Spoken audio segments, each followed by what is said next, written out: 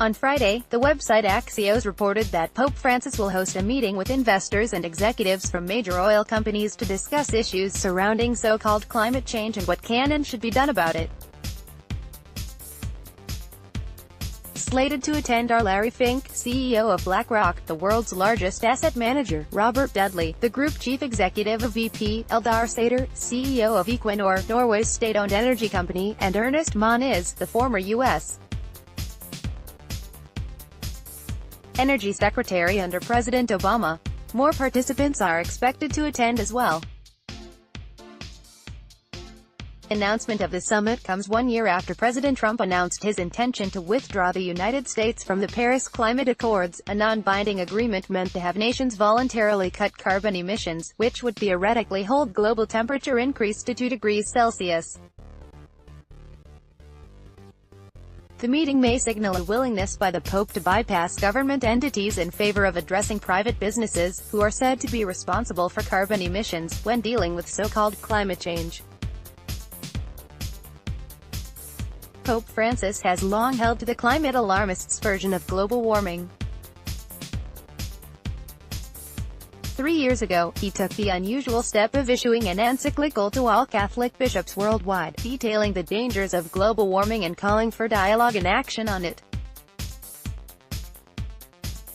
From the encyclical, these situations have caused Sister Earth, along with all the abandoned of our world, to cry out, pleading that we take another course. Never have we so hurt and mistreated our common home as we have in the last 200 years.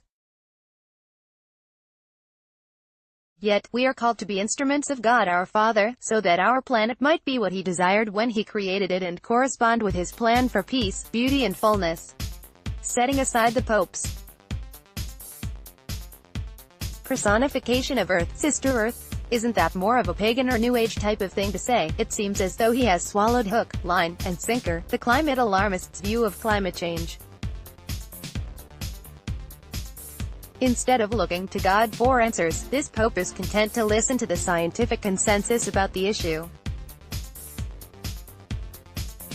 During Hurricane Irma's landfall last year, Pope Francis took direct aim at climate deniers by saying, anyone who denies climate change should go to the scientists and ask them. They speak very clearly. Climate change is having an effect, and scientists are telling us which path to follow. And we have a responsibility, all of us, everyone great or small has a moral responsibility. We must take it seriously. History will judge our decision. Traditional Catholics must wonder what to think of Pope Francis and his social justice warrior, earth-worshipping ways. While he prepares to meet with big oil executives about the completely theoretical issue of man-caused climate change, he has yet to even address last week's vote in Ireland to amend its constitution to allow for legal abortions. Leading up to the vote, the pontiff made no effort to encourage Catholics in Ireland to uphold the ban. Why the silence on that, especially when a papal pronouncement might have had some effect on the vote in the predominantly Catholic country? Are Catholics still pro-life or not? And there are other issues that Pope Francis should be addressing before even concerning himself with climate change. Christians in the Middle East and North Korea are being persecuted, tortured, and killed for their faith. Shouldn't Pope Francis be using his bully pulpit to denounce that? Instead of big oil executives, shouldn't he try to bring Kim Jong-un, Hassan Rouhani of Iran, and Fuad Massoum of Iraq to the table instead of ExxonMobil? Since Pope Francis ascended to the papacy in 2013, he has edged Catholicism ever more leftward. In addition to his socialistic activism on climate change, he has issued the Genesis account of creation in favor of Darwin and the Big Bang, has been anti-capitalist, and, as mentioned, ignored the Irish abortion issue.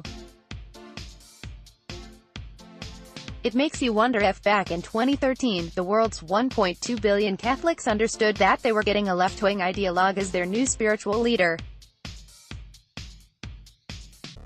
Photo of Pope Francis, Jeffrey Bruno via Wikimedia. Please review our comment policy before posting a comment. Thank you for joining the discussion at The New American.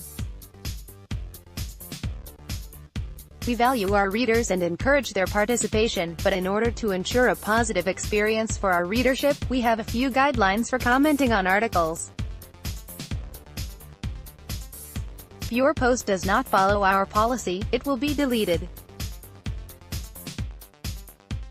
No profanity, racial slurs, direct threats, or threatening language. No product advertisements. Please post comments in English. Please keep your comments on topic with the article. If you wish to comment on another subject, you may search for a relevant article and join or start a discussion there. Comments that we consider abusive, spammy, off-topic, or harassing will be removed. If our filtering system detects that you may have violated our policy, your comment will be placed in a queue for moderation. It will then be either approved or deleted. Once your comment is approved, it will then be viewable on the discussion thread. If you need to report a comment, please flag it and it will be reviewed. Thank you again for being a valued reader of The New American. Copyright 2015 The New American. All rights reserved.